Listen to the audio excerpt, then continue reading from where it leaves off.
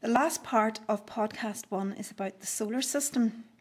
We've already mentioned that the sun, this enormous body in our sky which gives out light, is the centre of our solar system. And around our solar system we have got 1, 2, 3, 4, 5, 6, 7, 8, 9 planets. And also we have got asteroids, which are lumps of rock and dust, which also orbit the sun. They're considered to be too small to be planets. And also we have various comets and so on in the solar system. So we divide the solar system into 2 main parts. The first part, this part here, are the first 4 planets, and they are called the rocky planets. They are traditionally much, much smaller than the outer planets. These 4 are called the gaseous giants, or they're gas planets, and they're much, much bigger. The order of them is Mercury, Venus, Earth, Mars, Jupiter, Saturn, Uranus, Neptune, and Pluto away out at the edge. Because Mercury is so close to the sun, it's very hot, but its time of orbit is quite short. In fact, it takes 88 days to go around the sun. That's because the radius of its rotation is much smaller than some of the outer planets, and therefore the circumference it travels around the sun is much less. Therefore, Venus, which is the next planet out, although it is larger, it also takes a longer time because it has a larger circumference to cover. It takes 243 days. Now that's very similar to Earth, both in size and in the time of its orbit. Earth is 356. A big difference is, however, that Venus is a very, very acidic planet. It contains lots of sulfur dioxide in its atmosphere, and it is therefore very, very acidic, and there's absolutely no way human life could survive on it. Next planet out is the Earth, and we've mentioned that, the only planet at the correct distance to receive enough heat and light from the sun to sustain life. Next one out then is Mars, and it's traditionally considered to be the red planet. The reason is because it's got an awful lot of iron, which is rusted, so an awful lot of rust in its soil, which gives it a reddish-orange appearance. Mars is a planet which scientists have always been working on to try and find some evidence of life. Then we have an asteroid belt, lumps of rock and gas, which orbit the sun. Next one out, and this is the start of our gas giants, is Jupiter, and it's the largest planet. And you can see this enormous crater on Jupiter's surface.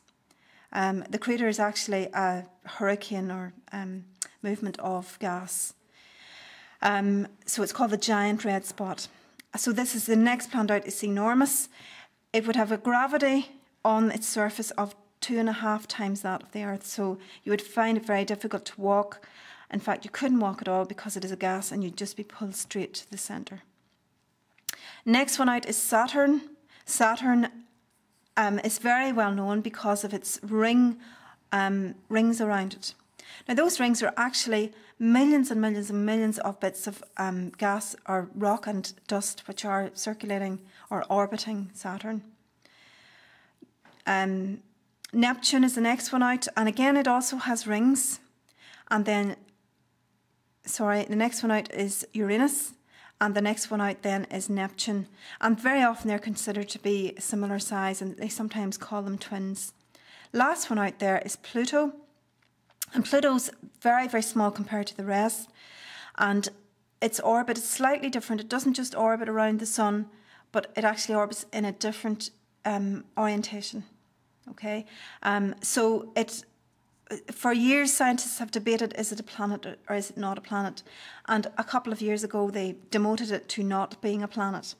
But you still learn it as one of the 9 planets. All of the planets are kept in their orbit around the sun by gravity, and gravity keeps all those planets in their place. And they're never all lined up at the same time like that. They're very rarely lined up like that. Although some of them are visible from the Earth, and we would sometimes see Venus, Mars or Venus, we would sometimes see. you have to learn the order of the planets in the solar system. And we have a mnemonic for helping you do that. And the mnemonic is: my very educated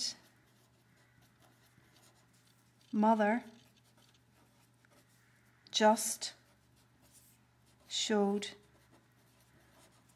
us 9 planets. And those, of course, stand for, and you can learn this, Mercury, Venus, Earth, Mars, Jupiter, Saturn, Uranus, Neptune, and Pluto. As you go further out, needless to say, because of the fact that you are so much further from the Earth, from the Sun, you find that the years get longer and longer and longer. So the Earth's year is 365 and a quarter days, but that of Pluto, which is way out here, is 248 years, Earth years. So 248 times 365 and a quarter. And obviously it is a much, much longer distance to travel, of course, around the Sun.